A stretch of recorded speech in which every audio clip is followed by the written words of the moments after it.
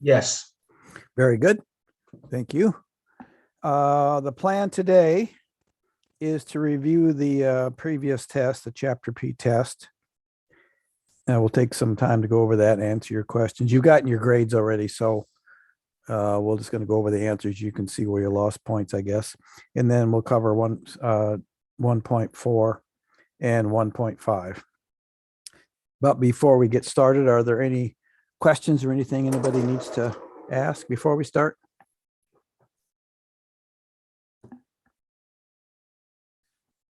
Okay. I have a question. Yeah, go right ahead. So unfortunately, I was extremely busy and I wasn't able to turn in my homework. No problem. No problem. Just turn it in. Okay, thank you so much. I'll turn it in as soon as possible. Thank you. Thank you. Yeah, if for any reason you miss a day on turning in the homework, just turn it in as soon as you can. And if you can get it in soon, then you'll get some credit. If you don't, then you won't. All right, let's just take a look at the first question. Said something to the effect, use the order of operations. See if I can get this set up here so you can see it all right. Use order of operations to simplify the expression and don't show any decimals. And I guess that's in general, that's what you want to do is answer the question that's asked. And if you're given questions that show fractions, you probably want to give your answer in fractions. So as we go through here, we just go left to right, don't we? This is an order of operations problem. So 10 divided by 5 is 2. And then to that, we add 3 times 4. 10 divided by 2 is 5. 3 times 4 is 12. 5 and 12 is 17. And then in the denominator, we have 12 minus 3 times 2, and that whole quantity squared. So we'll work inside the parenthesis. 3 times 2 is 6, and subtract that from 12, we get 6. And then we square 6 and we get 36. So I think most everybody got that one correct. And as we're going through these, if you have any questions, just ask them as we're going through them. Second problem, problem 3, we had 10 problems, 1 through 19, odd numbers. So here the concept is simplify the exponential expression and always show a positive exponent. That's the idea here. So we can multiply 4 times -6 and get -24, but we want to flip that, don't we? And put the x to the 24th in the denominator. Okay. The next one, it says rationalize the denominator. And when we're rationalizing, we have 3 plus √7. So we multiply by the conjugate, don't we? And the conjugate is 3 minus √7. And if we multiply the denominator by 3 minus √7, then we also have to multiply the numerator. So we multiply the denominator. We use the FOIL method. First times first is 9. Last times last would be 7. So you subtract 7 from 9 because outer plus inner are going to cancel, aren't they? A plus B, A minus B. So 9 minus 7 is 2 in the denominator. And in the numerator, we have 3 times the quantity, 3 minus √7. You might leave it that way, or you might distribute the 3 and say that's 9 minus 3 √7 all over 2. And I accepted either way and gave you full credit either way. Okay. The next problem, we had 2x minus 3. And it said find the result of that, find the product. So we have 2x minus 3. So I just took the first 2x minus 3 times 2x minus 3. And then I got 4x squared minus 12x plus 9. Again, foiling the first 2. First times first, last times last is 9. And then outer and inner gives you a -12. And then took that result times 2x minus 3. And when I did that, I just took 2x, distributed it, and I got 2 times 4 is 8. X times x squared is x cubed. And then 2x times -12 would give me a -24, and that's x squared. And then -3 times 2x times 9 is positive 18, and that's x. To that, I'm going to add when I distribute the negative 3 and keeping the terms lined up. So when I take negative 3 times 4, I get negative 12 x squared. I line that up under the x squared terms. Negative 3 times 12 gives me a positive 36 lined up on the x terms here. Negative 3 times 9 is a negative 27. That's a constant. When I add those, I get 8x cubed minus 36x squared plus 54x minus 27. And I think most everybody did okay on that. Problem 9, we're asked to factor, and it's factor completely. So this is a two-step problem. One, we could easily factor out of 5x because we have a 5 here and a 45 here. So we could say, well, that's 5 and 9, but then we want to factor out an x as well. So I say 5x times x squared, that gives me 5x cubed. 5x times negative 9 gives me a negative 45x. But then we're left with this. And this looks like a square minus b square if we let b equal 3. So now we have 5x times x squared minus 3 squared. So if this looks like a square minus b square, we know that the solution to that is a plus b times a minus b. So that's the solution we're looking for. 5x times the quantity a plus b times the quantity a minus b. Okay. Problem 11. In problem 11, let me slide this up a little bit here. We factor the numerator and factor the denominator, and then we'll cancel some terms. So when we factor that numerator into x minus 7 times x minus 7, we can FOIL this and verify x times x is x squared. Negative 7 is positive 49. Outer is negative 7. Inner is negative 7. Add those and we get negative 14. So that's what we get when we factor the numerator. Factor the denominator, x squared plus 49. Now, is that what we're going to get on that denominator? This is a minus 49, isn't it? That's not plus 49. That's minus 49. So FOIL this, we get x squared minus 49. Outer and inner cancel.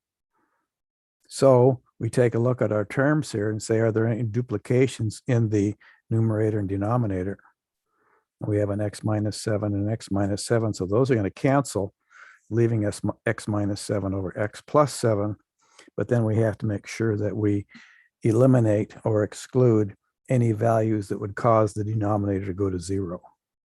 Now we know that if x is positive 7 would cause this value to go to 0. And if x is negative 7 would cause this value to go to 0. So we have to exclude these values here. Okay. Any questions on what we covered on that first page? The second page, we had, and not everybody got this, so I want to make sure we take some time to go over this. If you're given A equals 2LW plus 2LH plus 2WH, and you're asked to solve for H. So I've got H here, I've got an H here. So I want to isolate the values that contain an H. So I'm going to move 2LW to the other side by subtracting it from each side. So I get A minus 2LW equals what remains, 2LH plus 2LW. And because I want to solve for H, that's what we were asked to do, I'm going to factor out this H and make that H times the quantity of what's left in here, 2L plus 2W. Now I can divide through by this quantity and say H equals A minus 2LW, which is what's on the left side, divided by 2L plus 2W. And that's the answer we're looking for here. Okay, questions on what we did there? There were several people that had a problem working that one.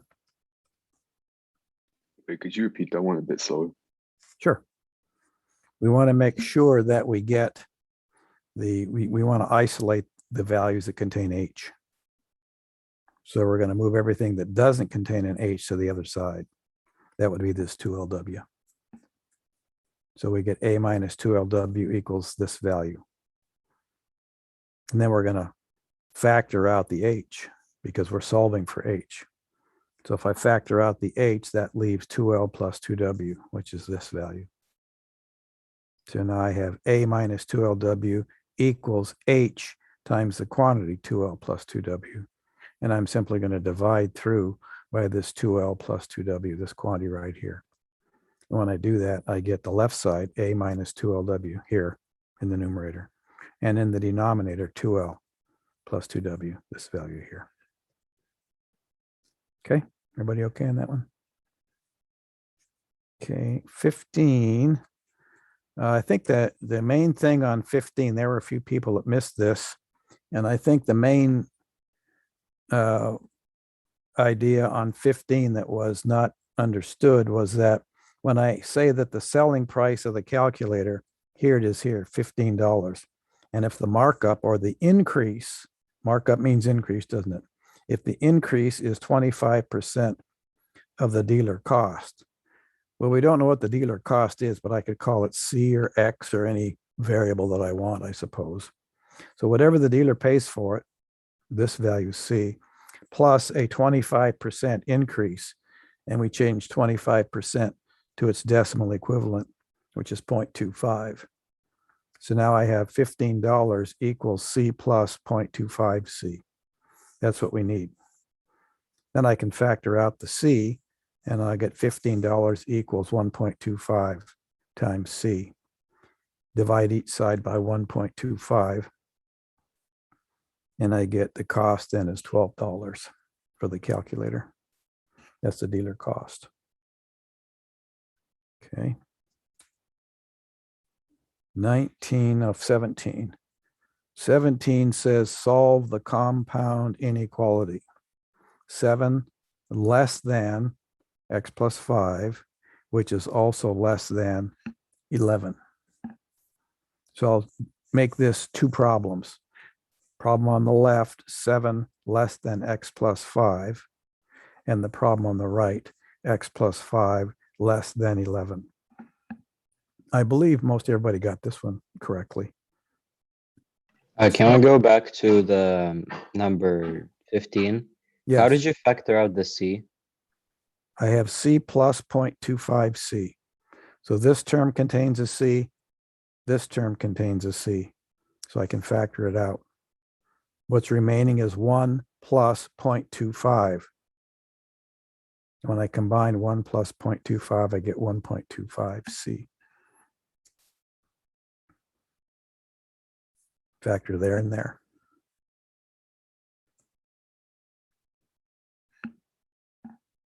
Okay. Okay. And on this one, in solving for X, I move the 5 to the other side by subtracting it from each side. So 7 minus 5 is 2. So X is greater than 2, not including 2, but just greater. Solving the value on the right side, moving the 5 over to the other side by subtracting it from each side. X less than 11 minus 5, or X less than 6. So we can say in interval form, and I said you could solve it using any method you want. And so you could put it any form. You could say 2 comma 6 in interval form. You could say in graphical form from 2 to 6 on the real number line. Or in set notation, you could say all values of X such that X is less than 2 and less than 6. I accepted any method you want because the problem didn't say you had to put it in a specific format. And the last problem says using the formula for the sum or difference of two cubes. Factor this thing. Well, the idea here is 27x cubed minus 1. If you put it in the form of cubes, 3x quantity cubed will give us 27x cubed, won't it? 3 times 3 is 9, times 3 is 27. So 3x cubed minus and 1 cubed is still 1. So this looks like a cubed minus b cubed. And we learned that a cubed minus b cubed looks like a minus b times the quantity a squared plus ab plus b squared. So if we let a equal 3x, this value here, and we let b equal 1, this value here, we just have to substitute in. So we get 3x, which is this value, minus 1, which is what the b value is, times 3x quantity cubed. You could leave that 3x quantity cubed or not, squared, or 9x squared. Either way is acceptable. Plus 3x plus 1, which is 1 squared. B is 1. Okay. So your solution then is going to look like 3x minus 1 times the quantity 9x squared plus 3x plus 1. Okay. And you got points, even if you gave me a wrong answer, as I indicated to you in class. If you gave me a wrong answer, but had some reasonable work, I could give you some points. The only way you're going to get 0 points on a problem is if you don't put down anything at all. If you leave the question totally blank, I can't give you any points at all. Could you please go back to 15 again? I'm sorry. So how did you factor out the c when the c is not given? All right. Let's say I have x plus 10x. Can I factor an x out of this thing? Yes, you How can would take I it do out that? of the parentheses. So the x times what? 1 plus 10. 1 plus 10. And 1 plus 10 is 11. So I could say that's the same as 11x. Yes. Mhm. Okay. That makes sense. If I said c plus 0.25c, can I factor out a c? Yes. Just like I did the x, right? And that leaves 1 plus 0.25, just like above. So that's c times 1.25. And then if that equals 15. Correct. And then we divide by 1.25. Correct. And we.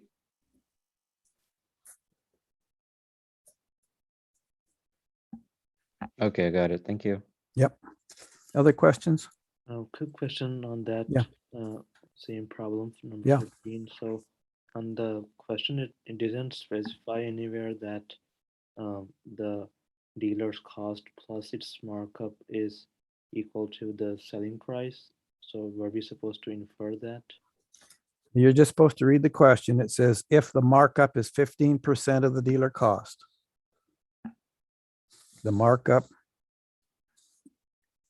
excuse me, 25%. If the markup is 25% of the dealer cost, here's the dealer cost. Here's the markup, 25% of the dealer cost. Selling price is 15, markup 25% of the dealer cost. So that's this equation right here. Okay, thank you. Yep. Other questions? Okay, so at this point, we can go on to the work for today. Quick question, Professor. Yeah, go right ahead. So are retakes allowed for this test? No, we don't do any retakes in this class at all. Okay. Section 1.4, linear functions and slope. So that's what section 1.4 is about. And let's just see what some of the objectives are then if we're talking about linear functions. And linear functions really are functions that look like y equals some function of x equals mx plus b, isn't it? This is the general equation of a linear function, which happens to be a line and slope. And if we look at this equation, we know that this is the slope, don't we? So linear functions and slope is what we're going to cover. And the objectives then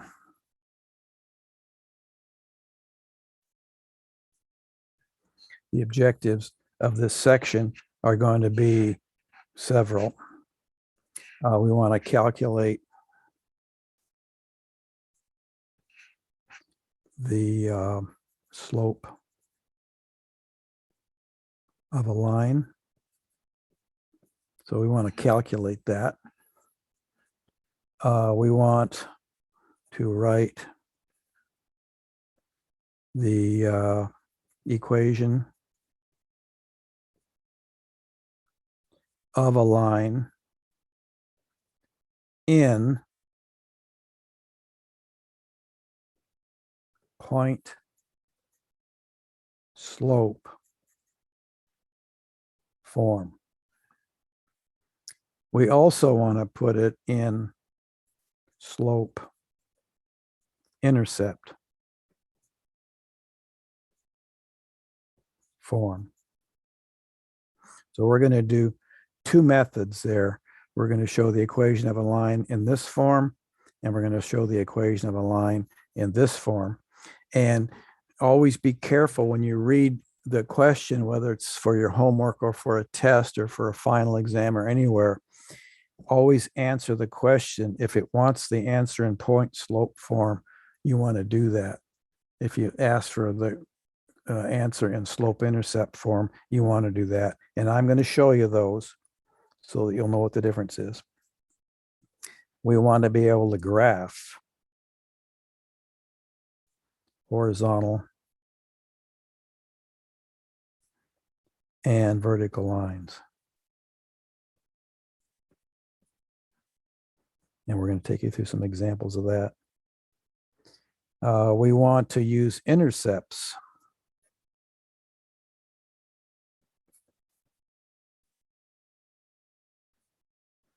to graph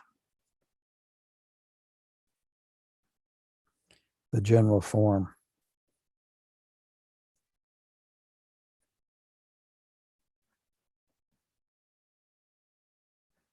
of a lines equation. By intercepts, I mean the x-intercept and the y-intercept. So if you have your xy coordinate plane that looks like that, and I have some sort of a straight line here that has the equation of y equals mx plus b, where m is the slope of this line and b is the y-intercept, then here you're given the y-intercept, but you may also graph this line by finding this intercept and then drawing a straight line between those 2 points. And you'll graph the equation that's in this form, equation of a straight line. And we're going to take you through some of those examples.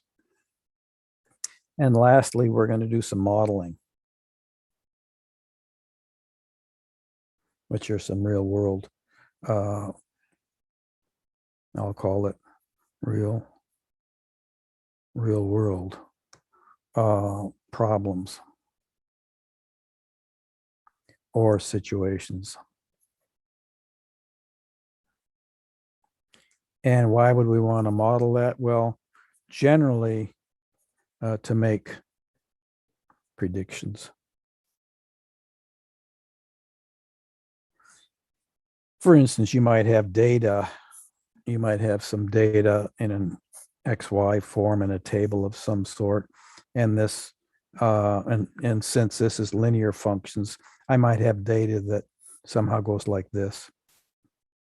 And maybe it somehow goes up here.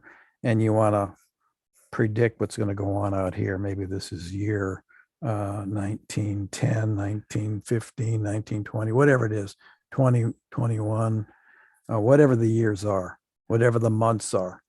you might want to make some predictions. I know the line looks like this, but I want to know what's going to go on out here based on this data back here. So if we've got this data, then we can say, well, let's see. If we go out here, these are X values. If I go out here, maybe this is X1 through X10, X1, X5, X10. I want to know what's going to go on out here at X15.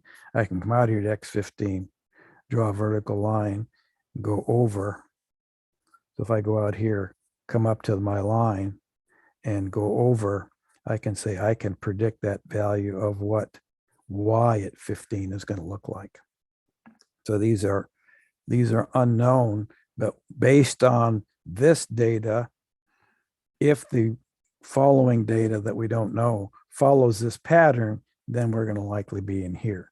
And you can continue to plot data to see whether it's getting close to being a straight line or not. But we're going to do some modeling based on that. So those are the things we're going to do with linear functions and slope during this this section.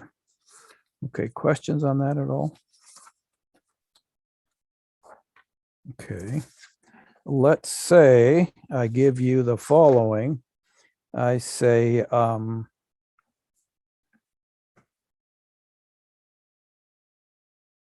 I'm going to move this camera over just a bit so you can see a little more that way. Maybe I say find the slope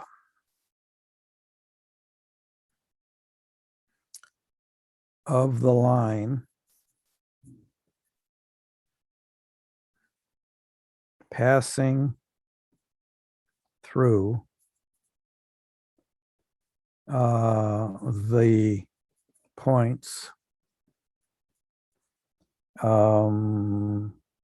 let's say -3 and 4, and a second set of points at -4 and 2. So I'm giving you those sets of points, and I'm saying, what's the equation of the line going through those points? So let's see here. I could draw them and I could say, well, let's see, -3, 1, 2, 3, and 4, 1, 2, 3, 4. So if I put a point here and -4 and 2, -4 and 2, -4, -3, -2, -1, 0, 1, 2, 3, 4. So I'm going to call this point -3 and 4. And I'm going to call this point -4 and 2. Okay, and I'll highlight those so that you can see that that's what we're working with. And so if we were to draw a line through those points, let me just go ahead and do that. So I'll just rough this in and I'll say, well, maybe that's the approximation of a line going through those points. So if I want the equation of this line, y equals mx plus b, here I'm just asking for the slope, aren't I? Find the slope of the line. So the slope, we said, is the rise over the run. The rise being the vertical distance, this distance, over the run being the horizontal distance. So I can note that is my change in y over my change in x, where x represents change or delta. And if I call this point 1 and I call this point 2, then I can say, well, this value here is x1 and this value is y1. And this value up here is x2 and this 4 is y2. Okay, so I've got 2 points. There they are. And there they're labeled. So I could say, well, delta y equals the change in y. Well, the change in y goes from y2 minus y1. Here's y2, which I said was this point here. So here's P2 and here's P1. So if I say a P2, which is y, which is 4, minus P1, which is 2, that'll give me the value of this distance here. I could actually count it on this one because it's whole numbers and I can see it. It just goes from 2, 3, 4. So that's 2, isn't it? What's this? What's the label of this point out here at this, where these vertical and horizontal lines cross? What would that point be called?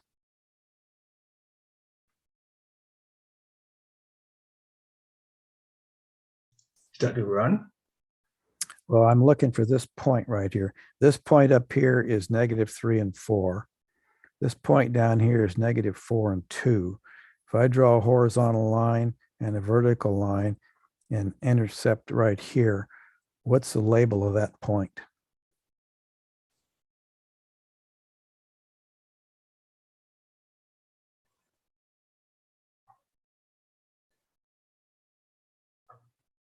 Anyone? Is that Sure. -3, 2? -3 and 2. Okay, I'm going to take that as a statement. -3 and 2. So we go over 3, 1, 2, 3 to get to this point, and up 2. So here's the over 3, and here's the up 2. Okay, now let's get back to our original problem here. We want to calculate the slope, which I said was m, which is delta y over delta x. And delta x, the change in the values of x, is going to be x2 minus x1, isn't it? Here's x2, which is -3, minus x1, which is -4. Okay, everybody with me? So far, so good.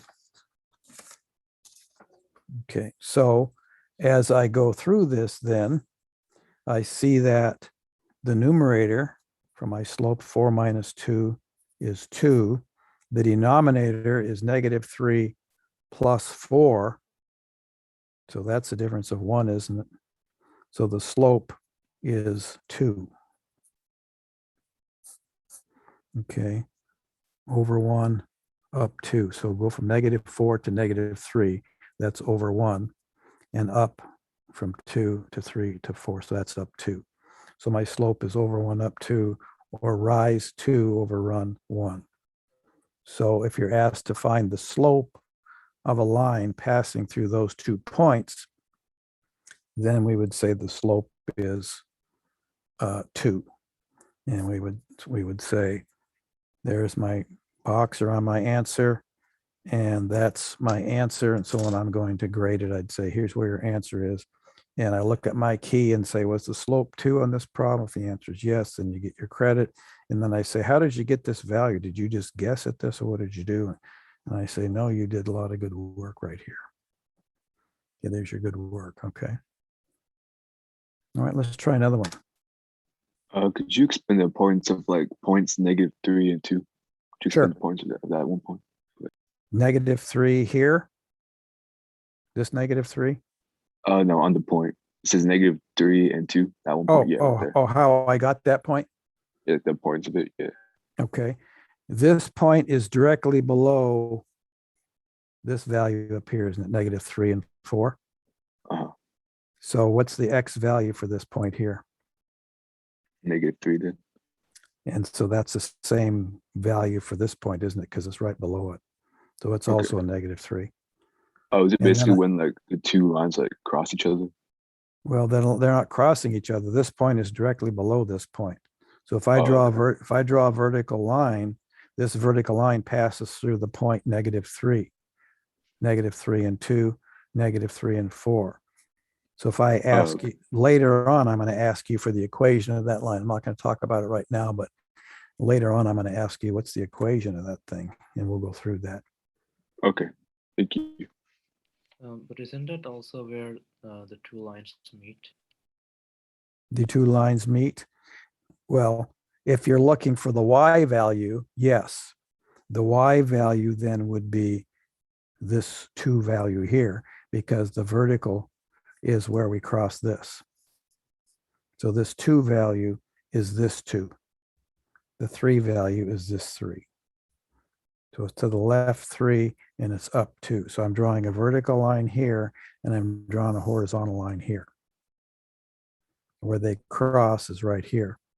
at -3, which is this value, and 2, which is this value.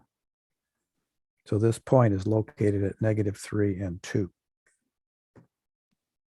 Thank you. Everybody okay with that? How we got that? Now, we weren't asked to calculate that point. We were just asked to calculate the slope. And we said, well, I don't need to draw a picture to get the slope. I can do it if I want to, but I don't need to. I can just call this point 1 and this point 2, and x2 minus x1. Okay, excuse me, y2 minus y1 in the numerator. Here's y2 minus y1, and then over the denominator, which is x2, which is this value here, minus x1, which is this value. So I've just plugged those into my formula. I don't need a picture. So would it matter if we switched the points, like if we made point 2, point 1, and vice versa? It would not make a difference. Okay. It'll work either way. Other questions?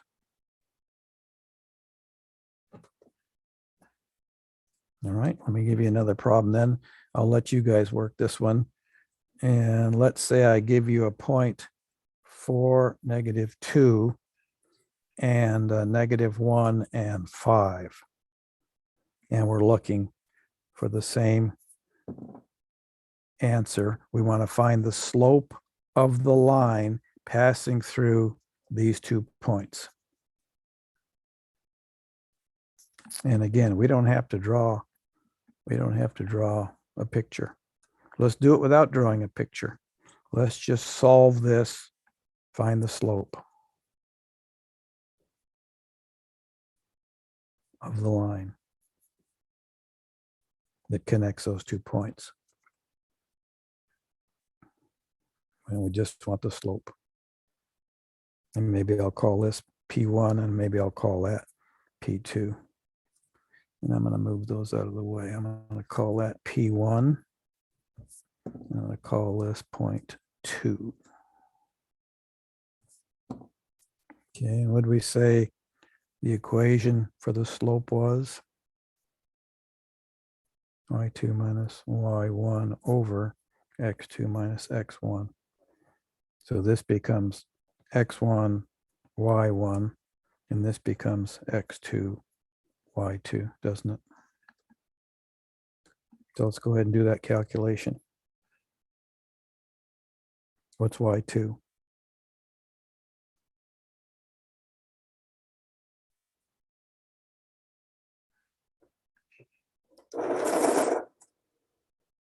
Anybody tell me what y2 is for this problem?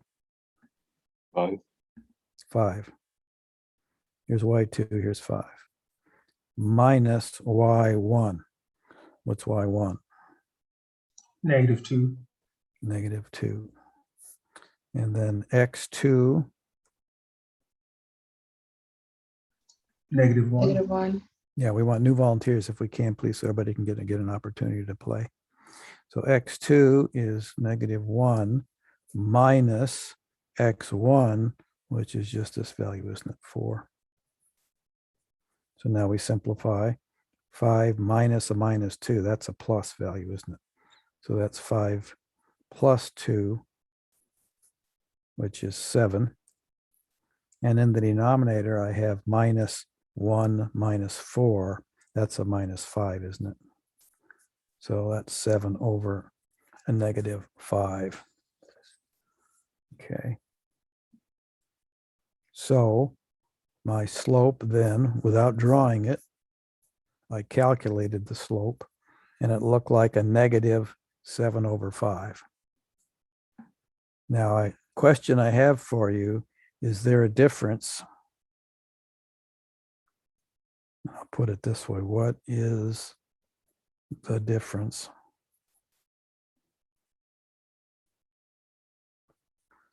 between -7 over 5, 7 over -5, and -7 over 5? Is there a difference in those fractions?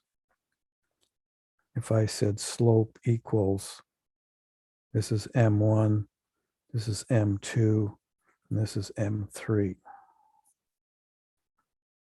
Does M1 equal M2 equal M3? Yes, Yes, and why is that?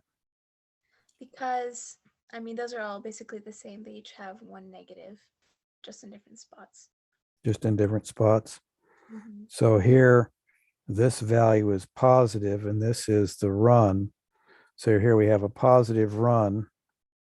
If I were to graph this thing, I have a positive run of 5. Let's say there's 5, and a negative 7.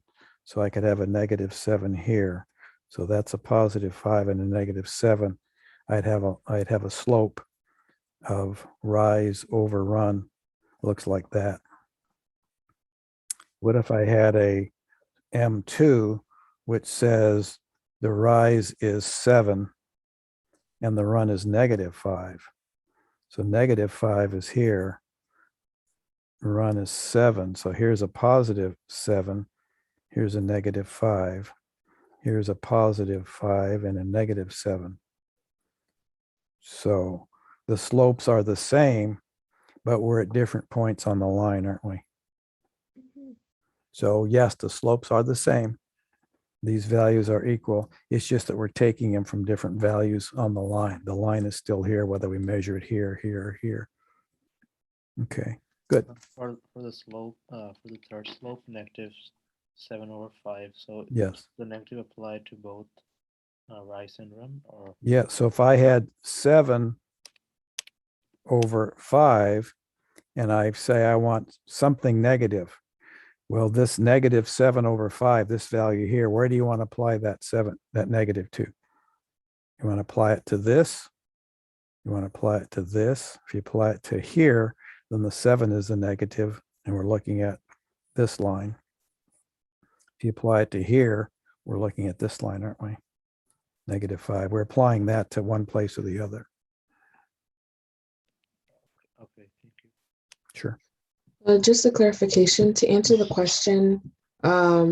There is no difference between the three slopes because it's the same slope but just applied differently. You said, or am I wrong? No, it's the same slope. We just measured it at different ways. Okay. First way Thank you. first way we measured here. Second way we measured here. Okay. Third way we're just saying we'll take the negative of 7/5. 7/5. We'll take the negative. We're going to flip that over. It's going to Okay. it's going to come down here. Thank you. Sure. Okay. Let's try another one then. Let's say I give you, I say, write an equation in some form. And let's say I ask you for point slope form. So this is the key point here. We'll discuss this. Write an equation in point slope form of the line with slope equals 6 passing through the point, let's say 2 and -5.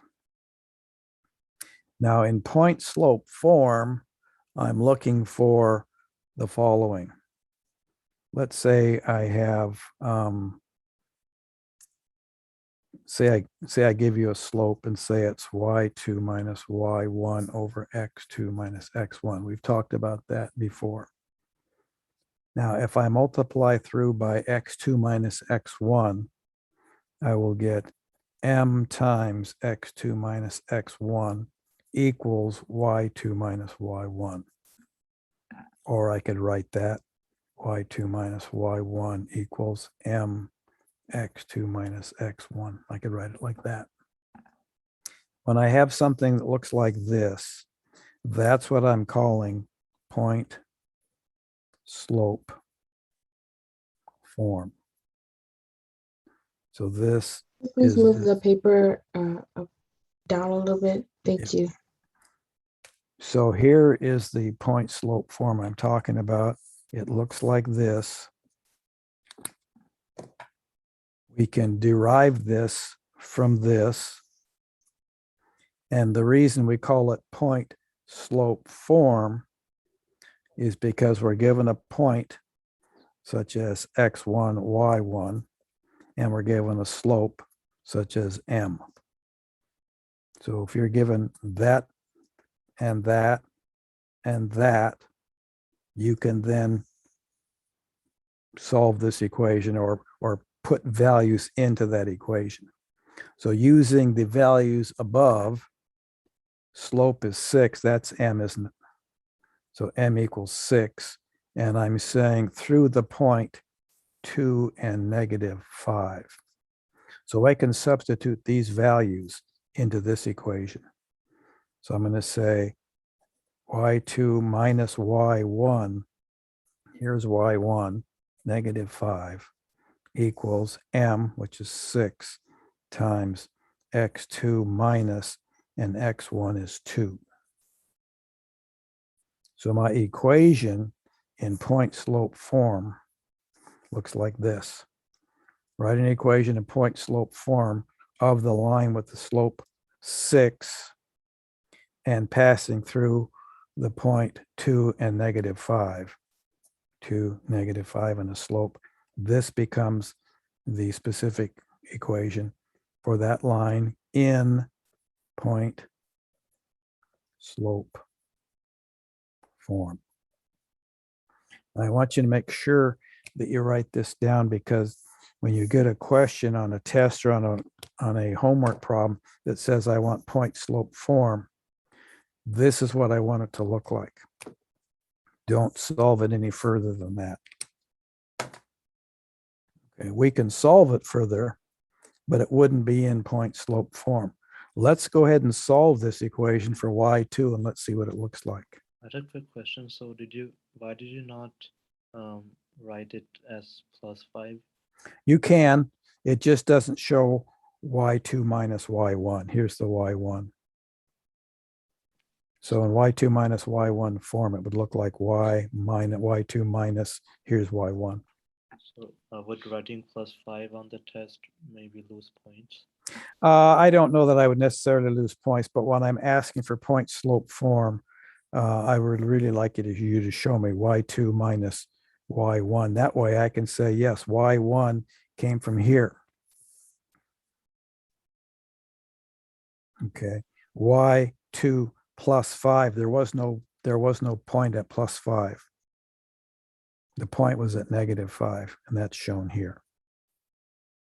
Okay, thank you. So we're not asking you to solve or simplify anything. We're just asking you to put it in point slope form.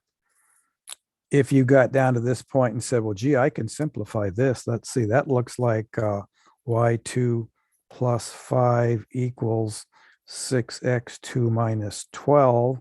And gee, I can simplify further here. Take this 5 to the other side. y2 equals 6x2, and 5 and 12 is 17. So I could say, well, gee, that looks like y, and I don't even need the 2's anymore. I could just say y equals 6x minus 17. And yes, you can do that, but that's not what the question asked for. This is what's called slope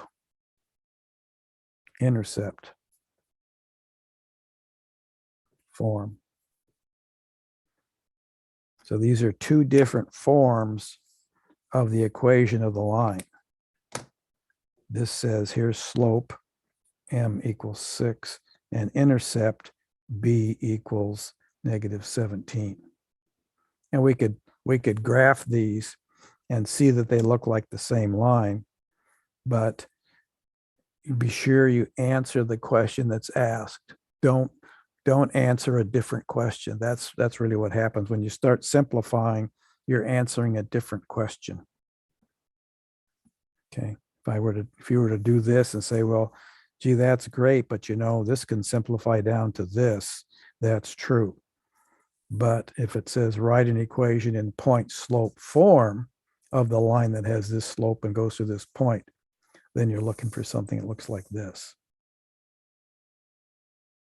which is, this is the general form here. Here's a specific form for this problem. And this is answering a different question. This says, give me the equation of a line that goes through this point with this slope and show me the equation of the line in slope intercept form. That would look like this. Questions?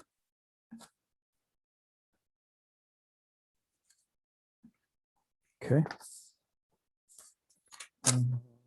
Let's see.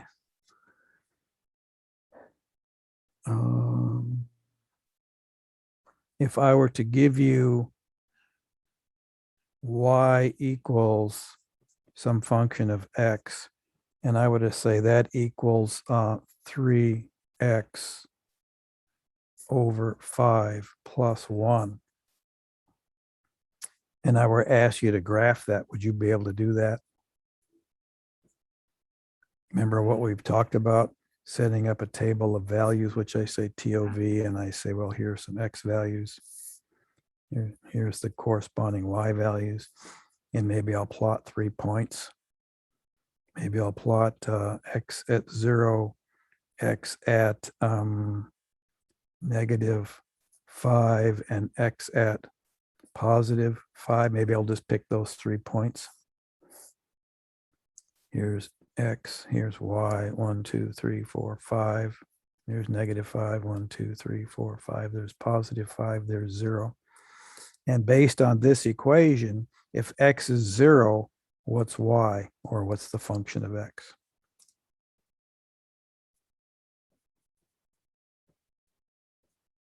If x is 0 in this case, what's y?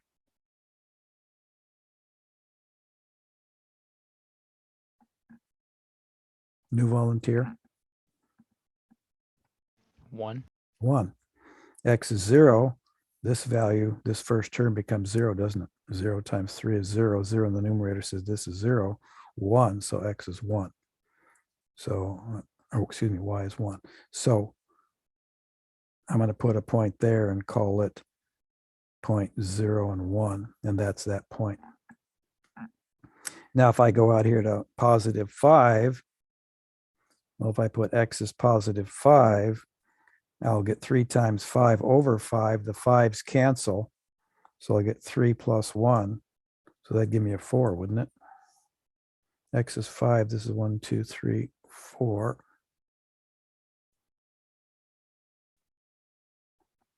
And 5. So I'm going to say here's my point at 5 and 4. Here's my point at 0 and 1. If I go -5, what's it going to be?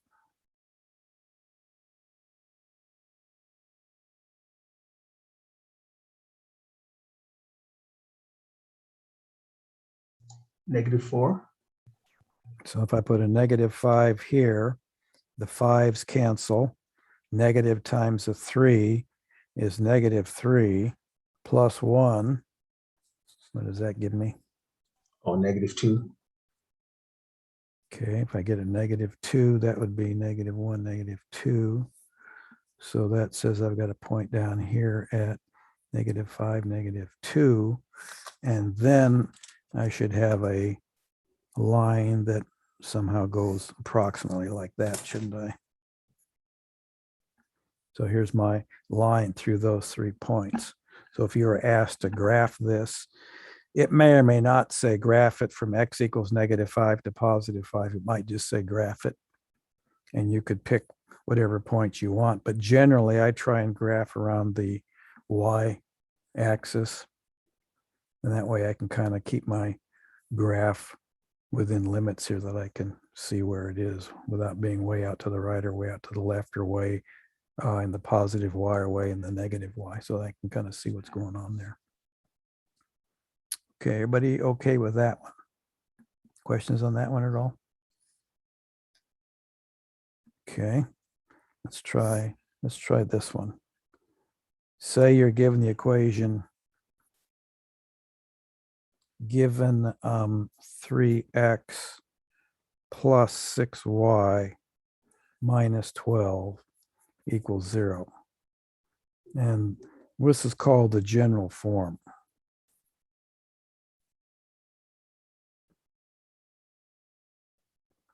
Of a line. I'm going to say that's the general form of a line. And if I say find, let's say first thing I want you to find, let's say, is the slope. And second thing I want you to find is the y-intercept. Could you do that given this general form of this equation of the line? Could you find the slope and the intercept? And if so, go ahead and do that. And let's have a new volunteer open up your mic and step me through how you would find that. I'll say it's 3:55 right now, and we'll just see how long it takes us to get a volunteer to take us through that.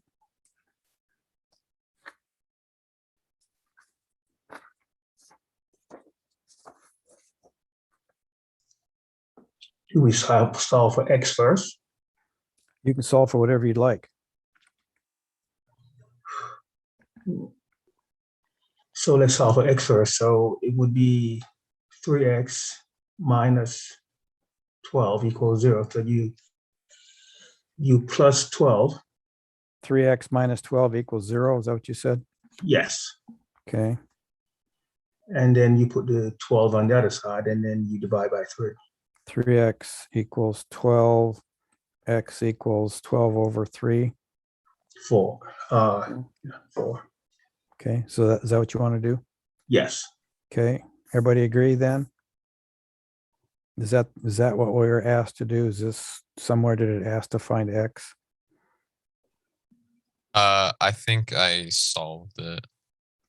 Okay. Well, before we go on to a new method, is this correct, or did we answer the question, or is there an error here, or what's going on with this answer here? I guess this is the answer. Did somewhere up here it said find the X value here? And what does this X value represent? Or ask for slope, or ask for y-intercept, and somehow we solve for X, saying 3x minus 12 equals 0. But if we take this equation and we want to solve this equation for X, then if we wanted to do that, we would say 3x equals, bring the 12 to the other side by adding 12 to each side. So equals 12. And then we have to do something with this 6y, don't we? We're going to have to bring that to the other side. So that's negative 6y. Then if we actually solve for X, we get X equals 12 over 3 minus 6y over 3. X equals 4 minus 2y. All right, so I guess this is the 4 you're talking about here, but that isn't the total solution, is it? We can't just eliminate this 6y that's sitting here. That's part of the equation. So we don't want to do that. So if you were asked to solve for X, parenthetically, you were not asked for that. But if you were, that's what you would get. You were asked to solve for the y-intercept and the slope. So let's go back and see if we can do that. So what's the slope of that line? The way that I did it was, so first of all, I subtracted 6 y from both sides so I could have it be Okay, so you had 3x minus 12 equals negative 6y. yeah, and then I Okay. rearranged it so that it was 6y equals 3x minus 12. All right. So But we can save that for the end. 6y equals negative 3x plus 12. No, I had it so that it was 3x minus 12. Well, if you're solving for y, 6y, you're going to have to bring that 12 to the other side, aren't you? So that's going to be a positive to get it to the other side. and the x is negative. Oh yeah, my apologies, my apologies. And then after that, I divided by 6 on both sides, meaning it would be yeah, So that's negative 1/2 x plus Yeah. 2, plus like that. 2. Yeah, and then Okay. it'd be y equals negative 1/2 x plus 2. Okay. And then the slope would be negative 1/2, and the y All would right. be 2. So here's m and here's b. So m equals negative 1/2, which we get here. Y equals mx plus b. And this is what form? Is this slope intercept form or point slope form? Slope intercept. Sloped intercept. Okay. So slope is negative 1/2. We were asked to find slope equals negative 1/2. And the intercept, y-intercept, is this value for 2. So we'd say that's 2. Okay. Everybody agree? Anybody disagree? Okay, I have 4 o'clock. Let's take our 10-minute break and then we'll come back and complete this section and then we'll go on to the next section. Good work, everybody. We'll see you in 10 minutes.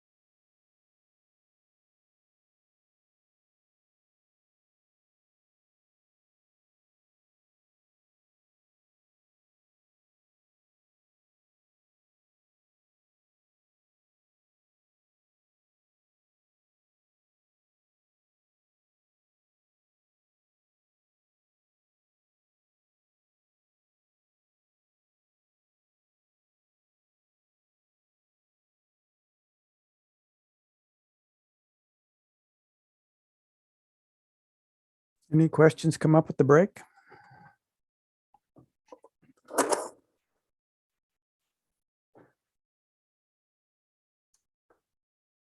I'll take that as a no. I have one question, but Yeah. it's math related. Go ahead. How many sections are we going to be covering today? 1.4, 1.5, Okay, cool. Thank two you. sections. Yeah.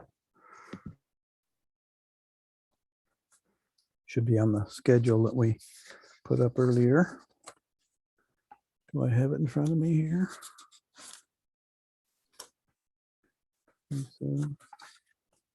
Yeah, 1415. Okay. Let's try one more. Say I want a graph.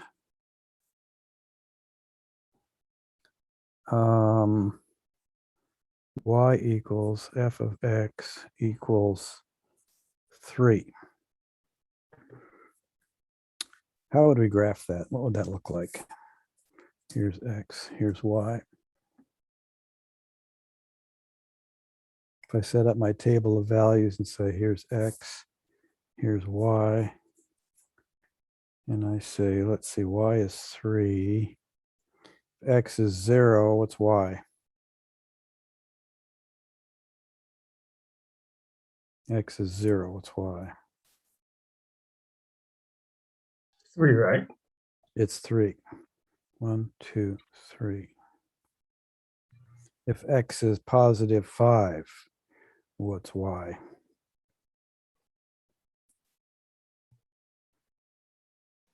3. 3. So we have a point here at 0 and 3 and 5 and 3. What if it's negative 2? 3. 3. So the graph of the equation y equals 3 looks like this, doesn't it? Okay. What if I say graph x equals negative 3? What is that going to look like? Maybe I graph that down here. X, y, here's my origin.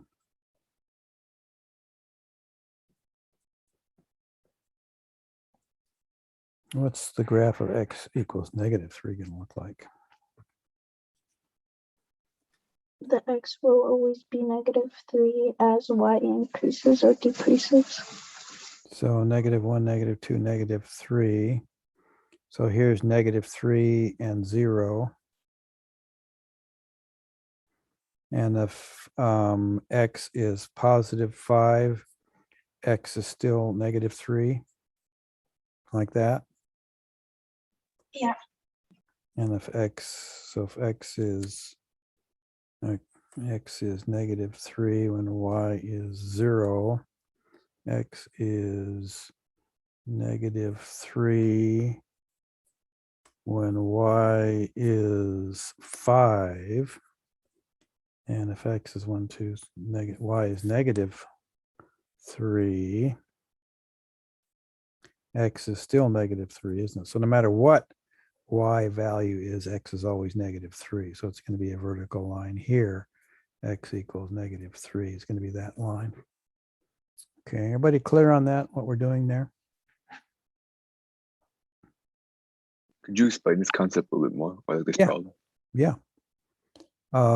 You want the x or the y? There's time. Could you do both? Like a little quick rundown both? Okay. That's okay.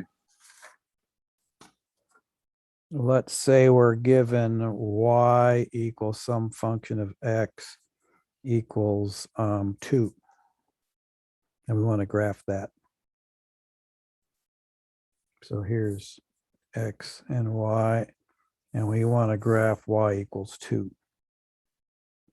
Traditionally, the way we've been doing it is we've been setting up a table of values, x and y, and we may be graphing 3 points. So a nice one to start with is 0. So if x is 0, what's y?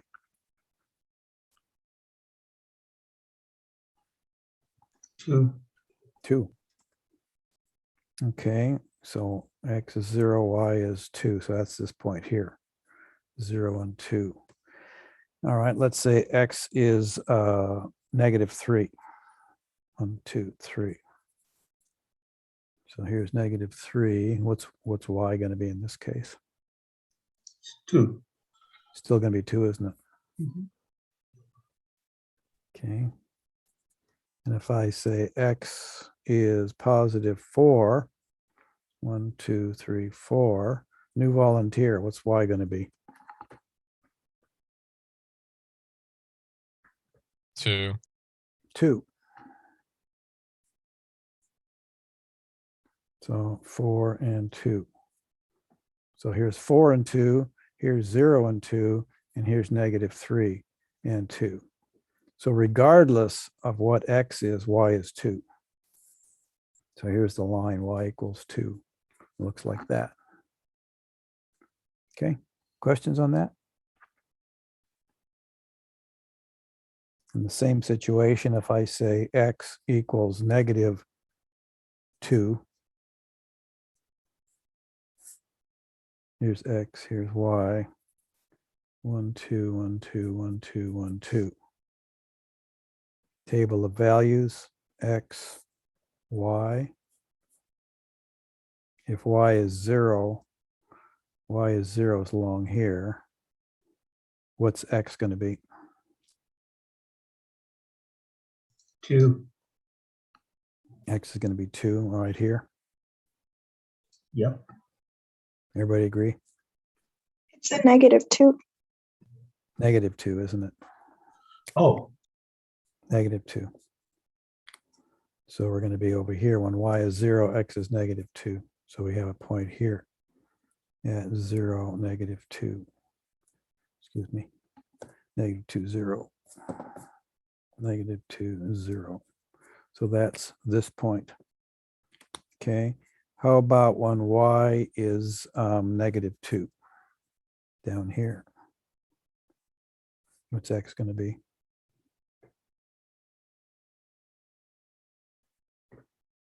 Is a 0. Going to be a I'm 0. not sure.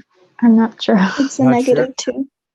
Okay, so when y is -2 down here, we're asking what is x going to be, and the equation was x equals -1.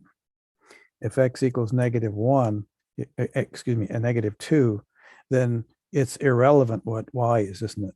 No matter what y is, y could be any value here.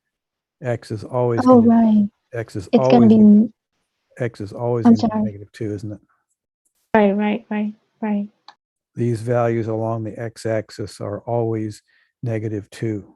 They're always right along here, no matter what values of y we have. Okay, so here's the equation here of x equals -2. That's this line. This line up here was y equals 2. Here's the y equals 2 line. Here's the x equals -2 line. Okay, questions on that, anybody? So basically, no matter how much you change the y value, x will always be -2 as well. in this That's case. correct. That's correct, because it says okay. here x equals -2. It's independent of any value of y, isn't it? Does not depend on y Yeah. at all. Similarly, up here, y is independent of any x value. No matter what x is, y is just 2. Okay, Okay, question? then that makes more sense. Thank you. Questions on that, anybody? All right. If we're clear on those values, let's go to 1.5. Put these away. Go to 1.5 and see what we're talking about here. Now, 1.5, we're just going to continue with talking about slope. And as we talk about the objectives then,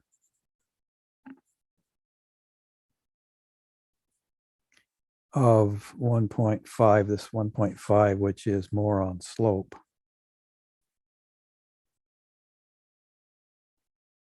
That's what the section 1.5 is about. So the objectives are going to be a couple, 2 or 3 objectives. One, we want to, at the end of this session, we want to be able to do the following. We want to find slopes of equations of parallel and perpendicular, and we'll define these lines. And we're going to define what those are. Parallel and perpendicular lines. We also want to interpret slope as a rate of change. And we're going to talk about that. And then we want to find a function's average rate of change. So those are the 3 things that we want to be able to do once we're finished with this section. And we're going to say, I've got some room in the back here. We're going to say that if 2 non-vertical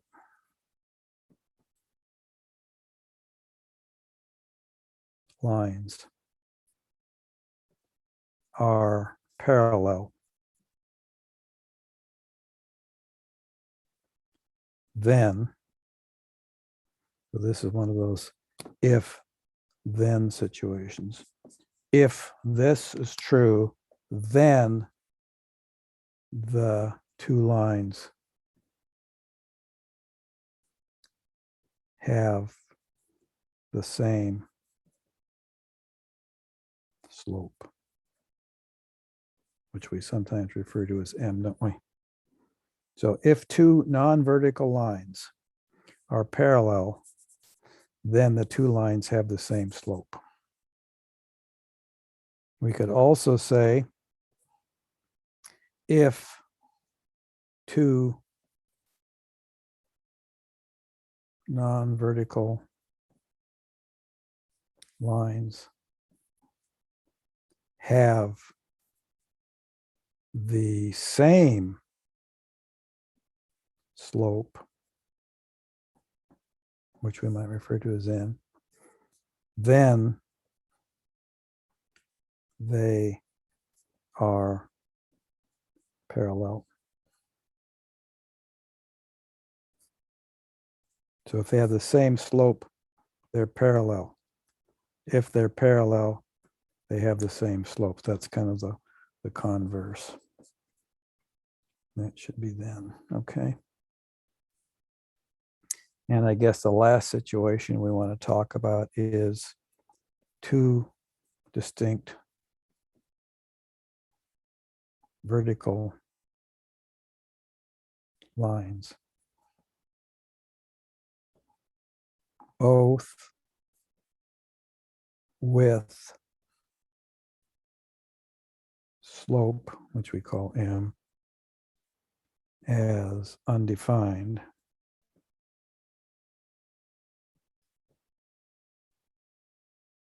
They are parallel. Okay, so 2 distinct vertical lines, both with an undefined slope. Now, an undefined slope, how would we get an undefined slope? What would have to happen if we had an undefined slope? Would it have to be divided by 0? Correct. And how does that happen? What does a line look like that has a slope that's undefined? A horizontal line. So here's our X, Y. Here's a horizontal line. So we might say, as we said earlier, Y equals 2. Say this is 1 and this is 2. So here's the equation of the line y equals function of x equals 2. And let's determine the slope of that line. So we take 2 points, one here, let's say, and one here. Call this x1, y1, and we'll say that's out here at 1, and 2, 3, 4. This is out at 4, and we're at x2, y2. So this point is over 1 up 2. So that's 1 and 2. And this point, 1, 2, 3, 4. So that's over 4 and up 2. So those are 2 points on the line y equals 2. So here's the line y equals 2, and here's the equation of that line y equals 2. And now I want to calculate the slope of that line. Well, we know the general equation of that line is y equals mx plus b, and this actual line is y equals 2x. Okay, so can we say what b is in this case? Are we able? Do we have enough information to say what b is?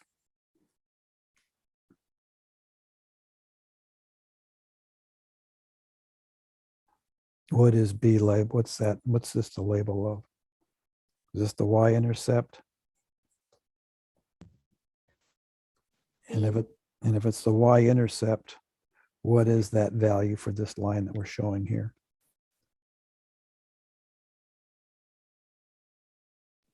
2. 2.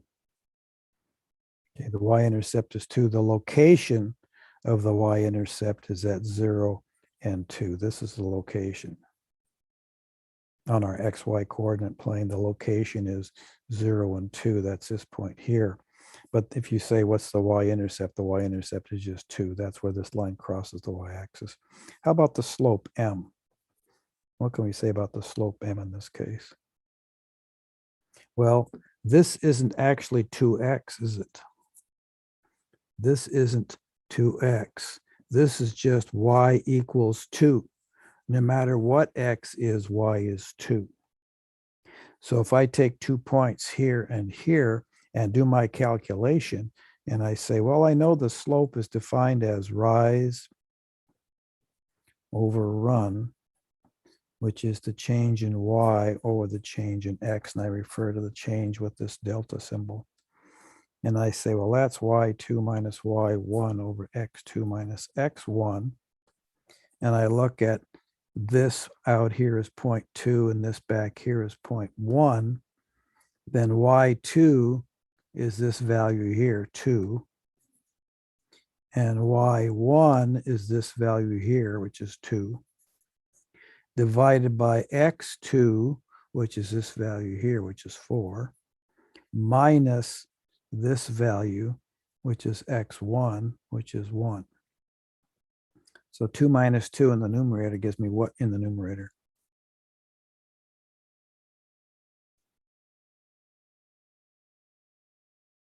Two minus 2 is 0. 4 minus 1 is 3. So the slope is 0 over 3, which says what? The slope is what? Let's say the slope is 1/3. Let's say the slope is 3. 0. 0. Why do we say that? Because 0 divided by 3 is 3. 0 divided by 3 is 3. Yeah. Everybody agree? So 0 over 3 is 3, and the slope of then Oh, is... sorry. I meant 0, because 0 divided by 3 is 0. 0 divided by 3 is 0. Okay, because another way of writing this could be 0 times 1 over 3. 0 times this value here is still going to be 0, isn't it? So the slope is 0. So we see this horizontal line that goes through the y-axis at 0.2, and anywhere, any value of x is still going to have a y value of 2. So no matter what x is, positive or negative, on the real number line, from negative large number to positive large number through the origin, this value of y is always 2. So the slope, which we call m, is always going to be 0. Okay. If the slope is undefined, what are we saying about what those lines look like? These are vertical lines. This is a horizontal line, isn't it? That's a horizontal line. Let me draw a vertical line. So let's say I have a line here that goes like that. Here's X, here's Y, here's 0. And here's my vertical line, which I'm going to draw right here and say that's at right angles to the x-axis. And if I want to calculate the slope of that, and I say, well, the slope of that is y2 minus y1, x2 minus x1, rise over run. And let's say this is x equals 2. And I'll take a couple of points out here, maybe a point here and a point here. That's 1, 2, 3. So this is point 2 and 1. And this is point 2 and 3. So for this line, can I calculate the slope of that line? And how would I do that? M equals what? Y2, which one's Y2? Maybe this is 0.2 and this is 0.1. So what is Y2? It should be 3. 3, that's this value here. 3 minus Y1, that'd be this value, wouldn't it? Minus 1 over X2, that's this value. That's 2 minus X1, which is this value, which is also 2. So I simplify, 3 minus 1 is 2, and 2 minus 2 is 0. And 2 over 0 gives me a slope of what?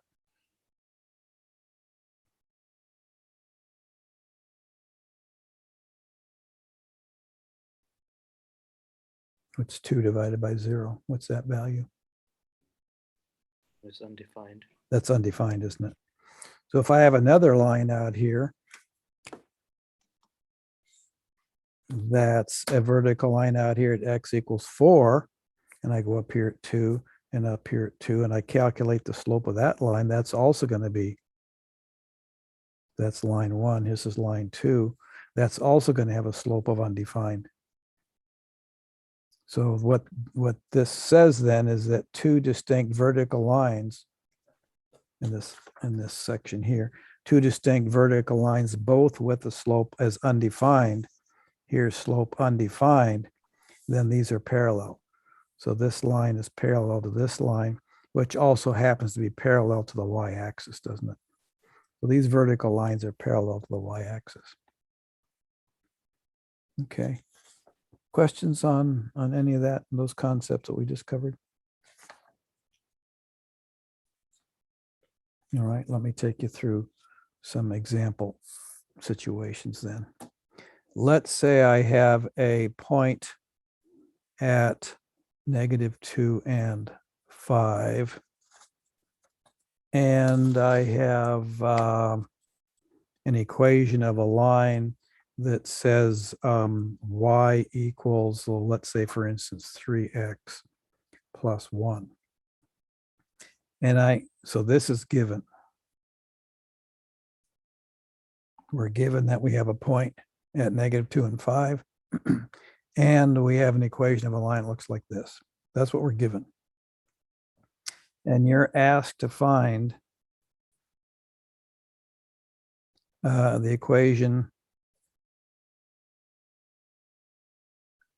of a line that passes through -2 and 5. It passes through that point and is parallel to line Y. And we have another stipulation. We want to specify this in two forms. Point slope form and slope intercept form.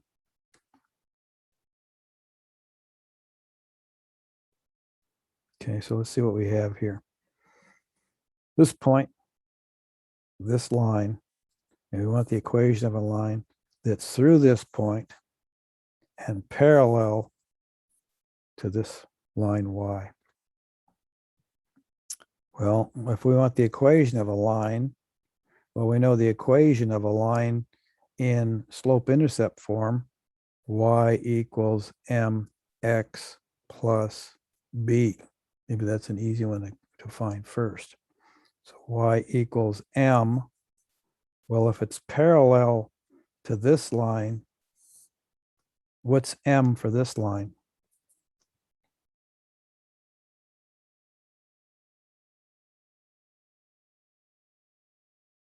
What's the slope of this given line right here? 3. 3. This value right here, isn't it? So m is 3. And we don't necessarily want the intercept to be 1. We want this line to pass through this point. So I'm going to call that x1, y1, or just xy, and plug it into here. So I've got an m value, 3. X value is given above, and y value is given above. I can then solve for b, can't I? So let me just get rid of this y and say y given above is what? 5 equals m, which we said was 3. X given above is -2. That's this value. Plus b. So now we can calculate b, can't we? So 5 equals -6 plus b, or b equals 5 plus 6, which is 11, isn't it? So we have m equals 3, b equals 11. Can we now, in slope-intercept form, write the equation of that line? And if so, what would it be?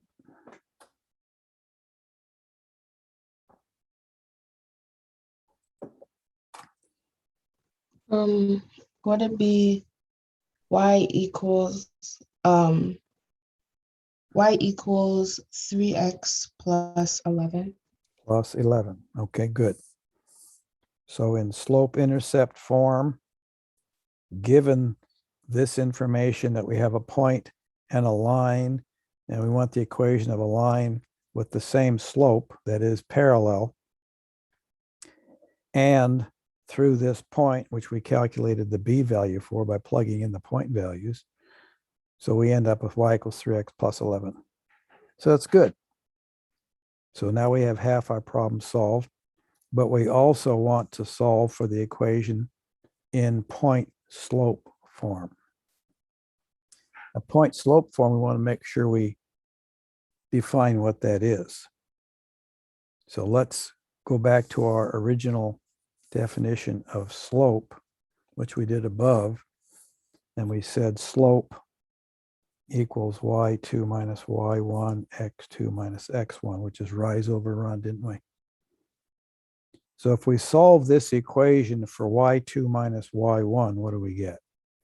Y2 minus y1 equals, like I multiply through by the denominator, and I get m x2 minus x1. Okay, and I have a slope, which we calculated as 3, because we want a line parallel, and I have a point, -2 for x and 5 for y. So I have this value for x, this value for y. So y2 minus y1 was 5. That's this value up here. Equals m, which we said was 3. x2 minus the x point was -2. So now we have something that looks like this. So if we leave it in point slope form, This is point slope form.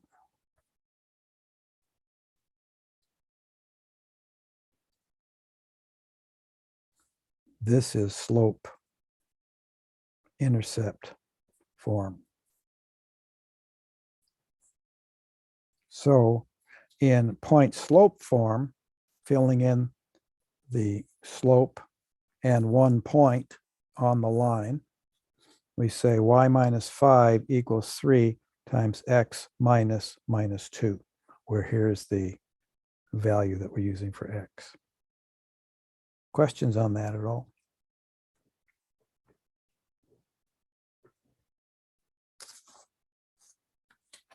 Okay. Let's take another example.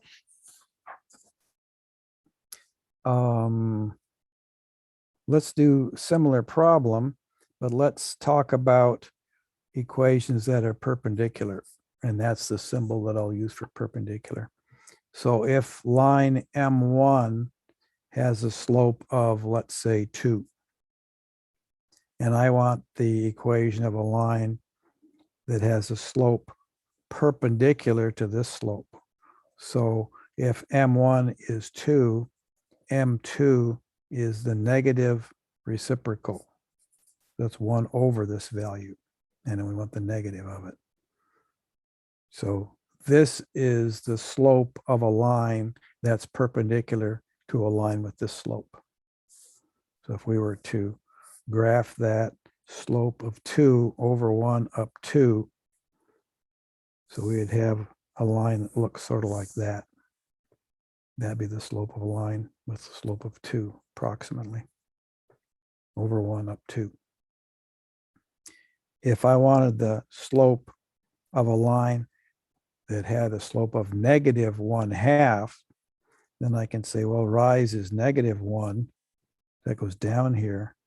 And the run is 2, 1, 2. So I have a point here, and it goes through the origin. So then I would have a line that sort of looks like that. 1, 2, negative 1. So here's a point of 2, negative 1. Here's a point of 1 and 2. So the slope M1 is 2. The slope M2 is negative 1 over 2. Okay, rise is negative 1. The run is positive 2. Okay, so these lines then are at right angles. Okay. Now, questions on that before we actually go to and solve some problems? Questions on what we're doing with our definition?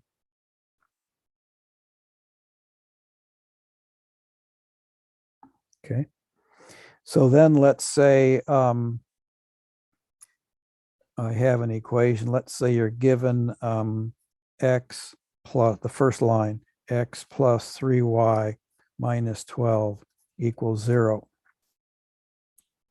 And I want you to find the equation of a line. So this is given. And we want to find the equation of a line that is perpendicular to the above line and passes through and through -2, -6.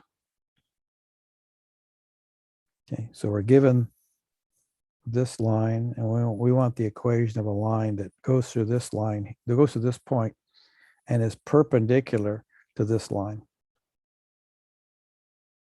Now we could draw them to see what they look like, but we don't really have to do that, do we? We should be able to Could solve. you, sorry, Go ahead. after find, what is the word that you wrote, please? Equation. Okay, thank you. Find the equation of a line perpendicular to the above line and through -2 and 6, -6. Okay, so if we're looking to do that, what will we do here? Well, we probably want to find the slope of the first line, right? because once we find the slope, we'll call that M1. That's for line 1. Then the line perpendicular will have a slope of M2, which is perpendicular to it. So it's going to be -1 over M1.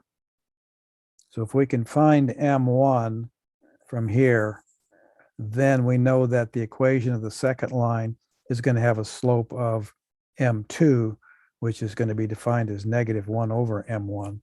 And then we want to pass it through this point. Okay. So let's find the slope of the given line. So we'd say, well, x plus 3y minus 12 equals 0. And I want to put this in the form y equals mx plus b. So I'll say, well, let's solve this thing for y. 3y equals -x plus 12. Bring the x over to the other side, bring the 12 to the other side. Divide through by 3, and I get y equals -1/3 x plus 4. So that's the equation of this line. So given that's the equation, what's M1?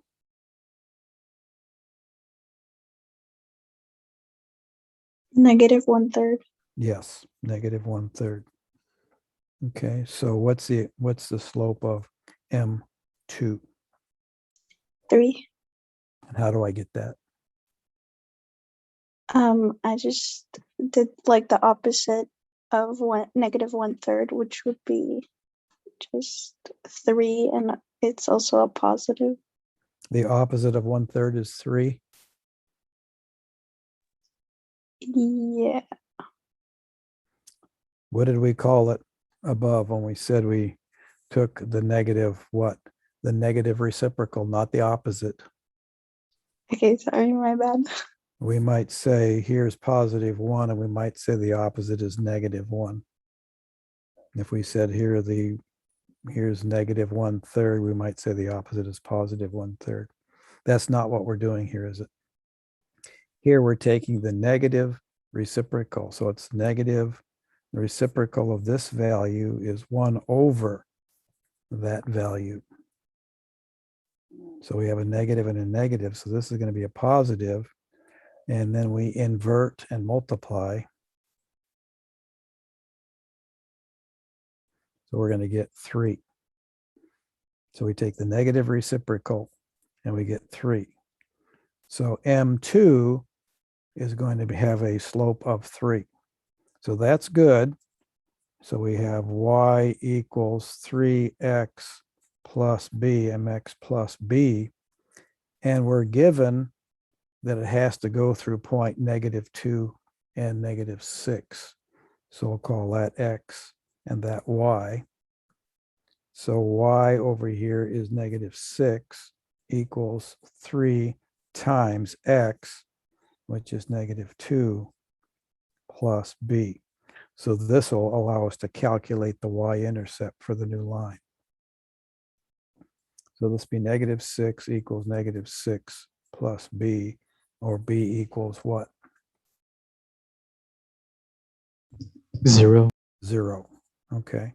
So the new line will have a slope of 3 and an intercept of 0. So we can just leave that alone. If we wanted it in y equals mx plus b or slope intercept form, we would leave it in this form. So this is slope intercept form. If the question says I want it in general form of a line, general form of a line looks like ax plus by plus c equals 0, something like that. So we'll put everything on one side of the equal sign. And generally we want our x to be positive. So I'll say 3x minus y equals 0. And I'm going to call that the general form, this form here. Okay, questions on that at all? On what we did there? All right, so we've discussed a lot here. We've talked about finding the perpendicular slope, which is the negative reciprocal. We've talking about finding an equation of a line perpendicular to another line. So we had to solve for the original slope and then convert the original slope to the negative reciprocal, giving us the slope of the new line. And then we had to pass that new line through a specific point. Could be any point we want to plug in here. And this particular one was -2, -6. And finally, put it in general form. So general form says we want everything on one side of the equal sign and we want our x values to be positive. So we'd say 3x minus y equals 0. Okay, questions? Okay. Next problem, let's take a look at the following. Say you're given y equals some function of x, and maybe that is x cubed, for instance. And you're asked to find,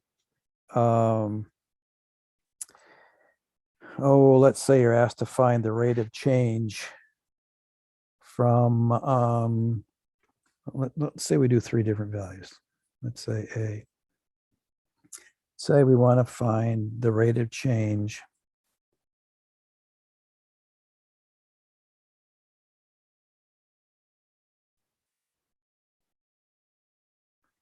from x1 equals 0 to x2 equals, well, let's just say 1. So here's some equation here, and we could draw that. We don't have to, but we could, couldn't we? In fact, we could put this in our calculator. If x is 0, y is 0. If x is 1, y is what? 1. X is -1, y is -1, isn't it? So here's 1, 2, 3. Here's 1, 2, 3. Here's -1, -2, -3, -2, -3. Everybody agree? Okay. So if that's the case, then we know that if we're at 1, we go sort of like this. We know this isn't linear, it's curved. So if I say x is 2, well, let's see, 2 cubed is what? That's 8, isn't it? 1, 2, 3, 4, 5, 6, 7, 8. So it's going to go up pretty steeply.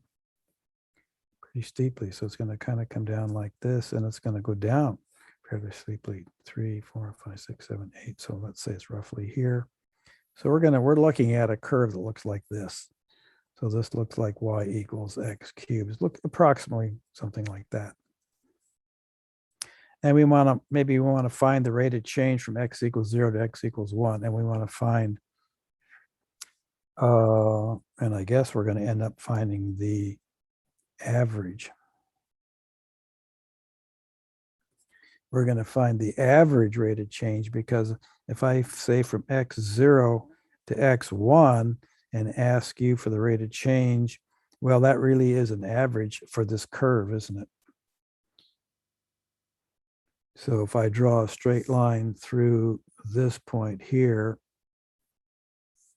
so the average rate of change, or the average slope, because the rate of change is the slope, isn't it, from here to here. So if I'm looking for the average slope of the line from 0 to here, I'm looking for this rise over this run. And I find that by using the, you remember something called the difference quotient?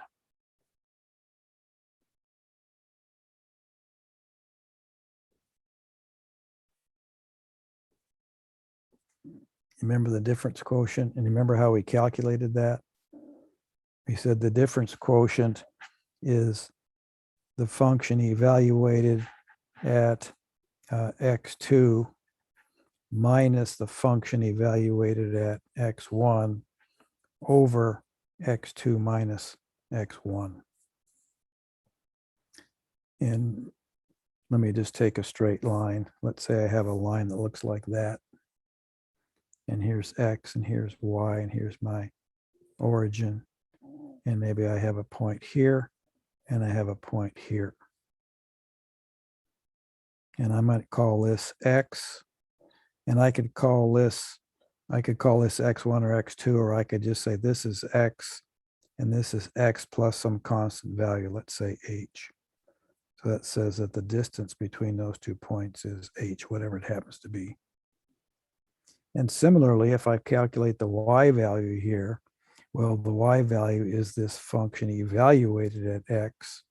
That's what we have here. And up here, it's the function evaluated at x plus h, isn't it? So here's x plus h, and we evaluate that function. There it is. The difference quotient says I want the rise, which is this value here, over the run, which is this value here. Sometimes the rise is called delta y, and sometimes the run is called delta x. So let's put those values in here and see what we get. So f evaluated at x plus h minus f evaluated at x, that's this value. X evaluated at x plus h is here. F evaluated at x is down here. So if I take this lower value from the upper value, I get the numerator. Denominator is the farther x minus the closer x. Farther x is x plus some value, and the nearer x, we're going to subtract that. So we'd subtract this one here. So this minus this gives me this value in between. And we say, well, then that means that f at x plus h minus f at x over h, because this x and this x cancel. And this is called the difference quotient. So this term here is the difference quotient, which is, again, rise over run. Okay. Now let's say that you're asked to find the rate of change. Now, this essentially gives you the rate of change, doesn't it? It gives you rise over run. So I could also call this the rate of change. So let's say we do it for the given equation, y equals x cubed, and we do it from x0 to x1. Okay, so we're going to go from x equals 0 to x equals 1 for, and I'm just going to set up a table of values here. And if x equals 0, y was defined as x cubed. So when x is 0, what's y? 0. It's 0. And when x is 1, what's y?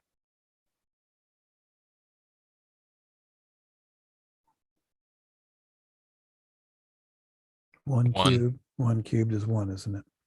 So if I set up this difference quotient, so f at x plus h, so if I go out here and say f at 1, well, that's going to be 1, isn't it? So f at 1 is 1 minus f at 0, we said was 0. So this is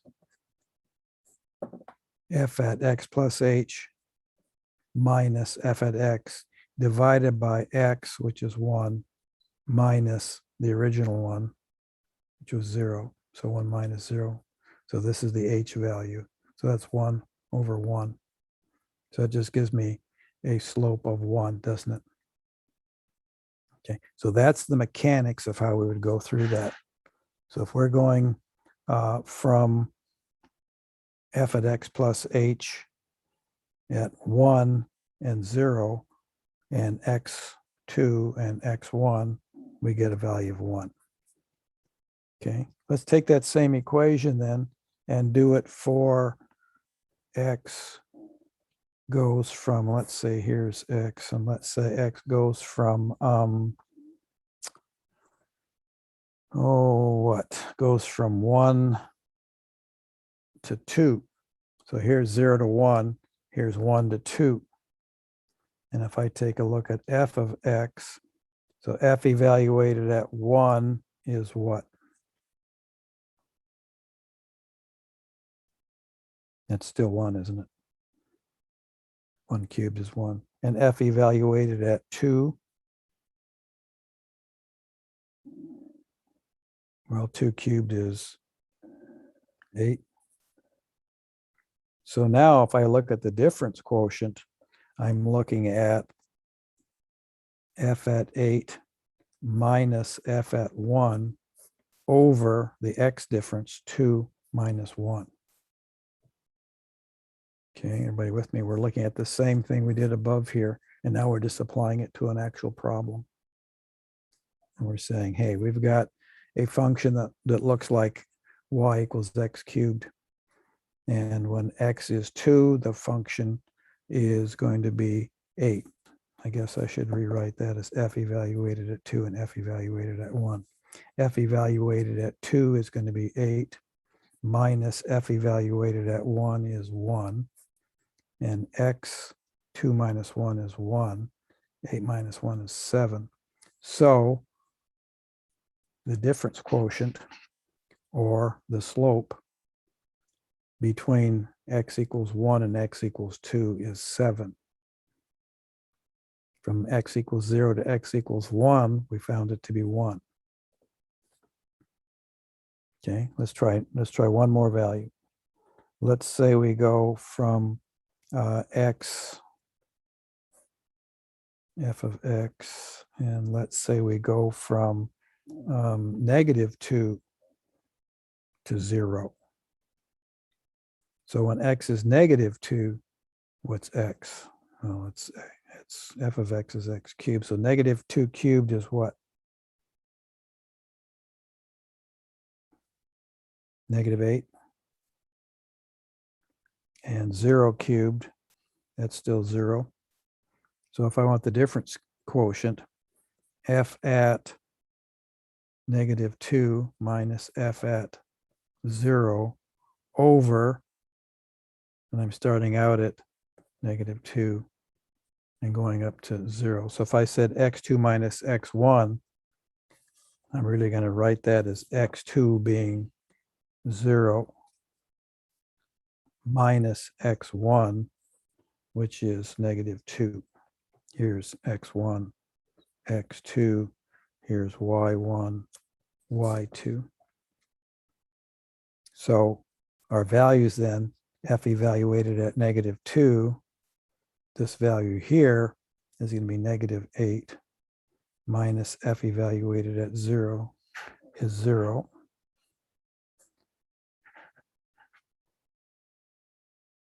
And then the denominator is going to be 2. Now, is this numerator correct? Did we do everything correct here? X at 2. Here's x at 2, or excuse me, f evaluated at 2 is this value, isn't it? Okay, x2 is 0. I don't want f at -2. I want the second value. I want this value. So that's f evaluated where? We're going left to right here, from -2 to 0. At -2, we're -8, and at 0, we're still at 0. So for the x values, x2 minus x1, here's x2 minus x1, where x1 is -2. And up here we have f evaluated at x2. So that's y2, isn't it? F evaluated at -2, which is what? At -2, we are f evaluated at when x is what? What's the furthest one to the right? Isn't that 0? Here's x2. So this is evaluated not at -2, but at 0. It's evaluated at this value here. And f evaluated at -2. Okay, here's the farther to the right value. Here's the farther to the left value. So f evaluated at 2, well, that's x cubed evaluated at 0. So that's 0 cubed minus, then we're going to have -2 cubed, the next value over. Here's this x value here. So we have -2 cubed is -8, isn't it? Over 2. Negative and -8, that's a +8 over 2, which is a 4. So that says in the difference quotient, or the rate of change of this function, y equals x cubed, from x goes from -2 to 0, the rate of change is 4. Okay, questions on what we did there? Okay. Let's try a practical example then. Let's say we have a slant board here, and we have a ball up here, and it's rolling down this hill. And I say that the distance traveled in feet, let's say the distance s as a function of time is given as, and this is just given, 4t squared, where t is time. So this is distance.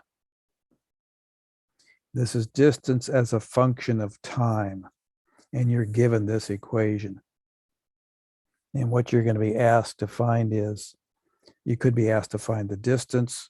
You could be asked to find, keep in mind, s equals vt, distance equals velocity times time. You may have seen it as distance equals rate times time. As you get into more advanced courses, you're going to find that they use s equals vt, but you could use d equals rt as well. Distance, rate, time, distance, velocity, time. And let's say that this is the equation you're given for distance. So we're in the form s equals vt. And it says that the ball, this is some ball on some incline, and it's released and it starts traveling down this incline.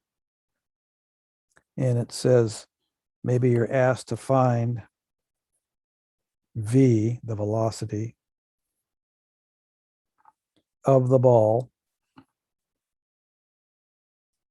at time t equals something. And I might say t1 is here, t2 is here. How fast is the ball going once it gets to here? And you'd be finding the average velocity. So let's just put in some values and see how we do. So let's say t1 is 1 second and t2 is 2 seconds. So we're going to say we release the ball at t equals 0, and at t equals 1, it reaches a certain velocity, and at t equals 2, it reaches another velocity. And we want to know the average velocity from here to here. We say, well, we can do that. Because all we have to do is do some substitution. So let's go ahead and do that. So let's say we want to find the distance at time t2. Well, we know here's the formula. So we say, I want to know s at time t2 equals 4 times t2 is 2 squared. So s at t2 is 4 times 2 squared. 2 squared is 4. 4 times 4 is 16. And let's call everything distance-wise feet, and time-wise we'll call them seconds. So time is in seconds, distance is in feet. So we're going to say after 2 seconds, the ball travels 16 feet. And you just say, well, how far did it go at 1 second? Well, S at 1 second equals 4 times 1 squared, or just 4 feet. So now if you're asked to find the average velocity, so if I would say find average velocity from T1 to T2, you'd say, well, I'm going to go up to this equation right here and say velocity is here. So if I solve this for velocity, I get what? S over T. V equals S over T. So I'll rewrite that down here. V equals S over T. And if I'm looking for average velocity, I'm looking for the change in distance over the change in time. And the change in distance would be S, this the second S minus the first distance. So here's S2, S1 minus T2 minus T1. T2, we said was how many seconds? 2. 2 seconds, right. So it's 2 seconds minus 1 second. T1 is 1 second, T2 is 2 seconds. Distance 2 was up here, was 16 feet. And distance 1 was here, which is 4 feet. 16 minus 4 is 12. 2 minus 1 is 1. So we're going to say then the average speed was 12 feet per second. Okay, so we use our distance equals rate times time, or S equals VT formulas, solving for the rate. Change in distance over change in time. Okay, questions on that at all? Anything we've covered there? Okay, I have 5:10. I'm going to stop at this point. I'll stay online if anybody has any questions. Other than that, when am I going to see you next? Wednesday. Wednesday. Okay, very good. Wednesday at 3 o'clock. Good. So sign off, or if you stay online, if you've got some questions. Good work, Quick- everybody. Right. The assignments, are we, since we don't have, I don't see no 89, are we just going from 1, 5, 9, stuff like that?